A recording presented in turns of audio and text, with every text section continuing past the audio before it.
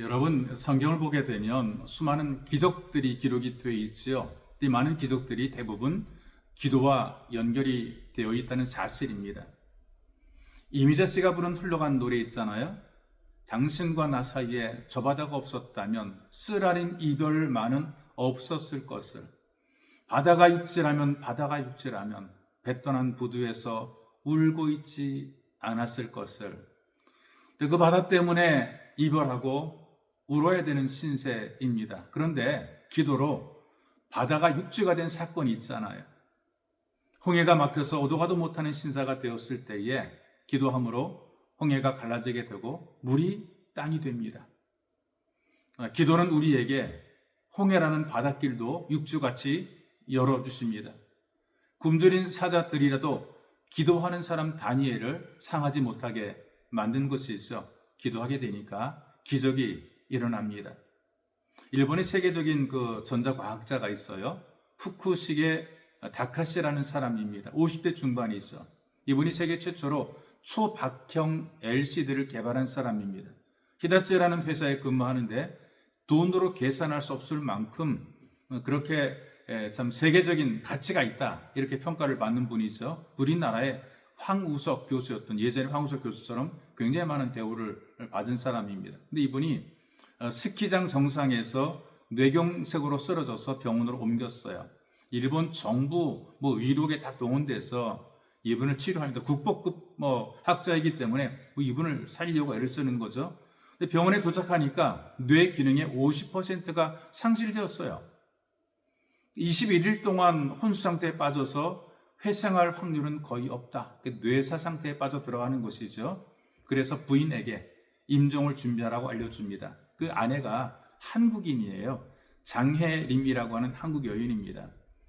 근데 이 다른 복보다 이분이 그 한국인 아내를 만난 것이 큰 복입니다.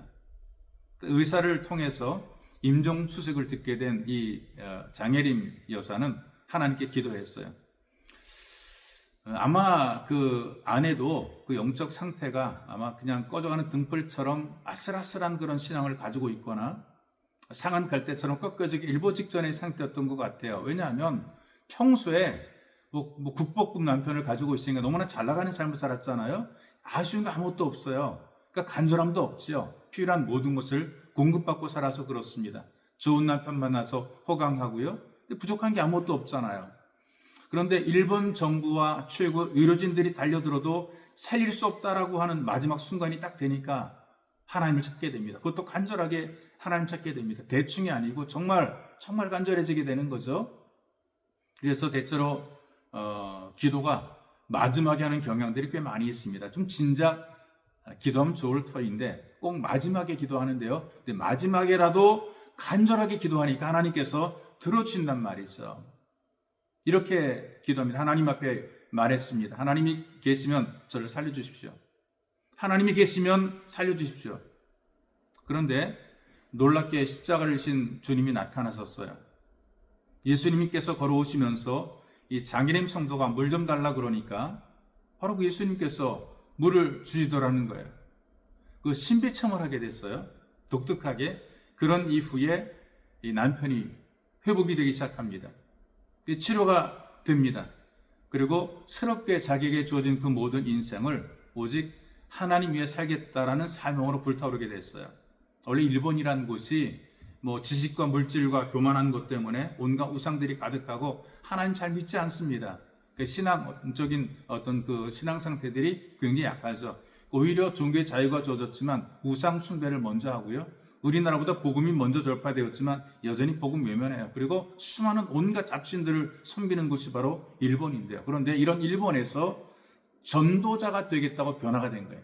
최고의 과학자가 예수 그리스도를 증거하는 전도자가 되겠다고 변화가 됐단 말이죠. 기도하니까 이런 기적이 만들어지게 되는 것입니다. 그래서 우리는 성경의 말씀, 예수님께서 우리에게 준 말씀을 다시 한번 생각해 봐야 됩니다. 요한복음 14장 13절에서 14절 말씀 제가 읽어드릴게요. 너희가 내 이름으로 무엇을 구하든지 내가 행하리니 이는 아버지로 하여금 아들로 말미암아 영광을 받으시게 하려 함이라. 내 이름으로 무엇이든지 내게 구하면 내가 행하리라. 기도를 통해서 하나님은 전능하신 분이라는 것을, 그리고 능치 못함이 없으신 분이라는 것을 알게 만들어주고 우리에게 가르쳐 주십니다. 전 세계 18개국에서 한 350개의 연구소에서 10년 동안 사람의 유전자를 연구를 했어요. 왜 그러냐? 좀 질병을 예방하겠다는 것이죠. 불치병을 미리 좀 치료하겠다는 것입니다. 사람들의 유전자 속에 질병을 가지고 이제 태어나게 되는데 그 질병을 미리 발견해서 미리 치료하겠다는 것이죠. 이것을 게놈이라고 얘기를 해요. 게놈이라고 얘기를 합니다. 이 게놈을 연구하고 주도한 과학자가 프랜시스 콜린스라고 하는 분인데요. 원래 무신론자입니다. 과학자들 가운데에 자기 지식과 머리를 믿기 때문에 하나님을 안 믿는 사람들이 꽤 많이 있거든요. 그런데 이분이 인간의 유전자를 깊이 연구해 본 결과 이거는 하나님의 설계가 아니고서는 결코 만들어질 수 없다라는 결론을 내리게 돼요. 이거는 저절로 된 것도 아니고 우연히 만들어진 것이 아니라 정말 세밀한 하나님에 의해서, 창조에 의해서 만들어지게 된 것이다.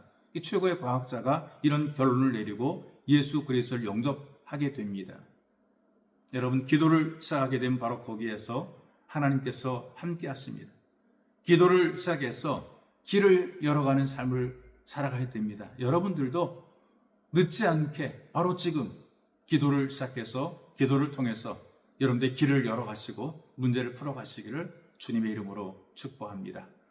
은혜롭고 자비하신 하나님, 하나님께서 우리들에게 기도의 방법을 가르쳐 주시고 예수님의 이름으로 기도하라 말씀했으니 우리가 부족하지만 힘들지만 어렵지만 막막하지만 예수님의 이름으로 기도해서 길을 만들고 문을 열고 해결해가는 지혜로운 삶을 살아가도록 우리를 도와주옵소서. 보배로우신 예수님의 이름으로 기도하옵나이다. 아멘.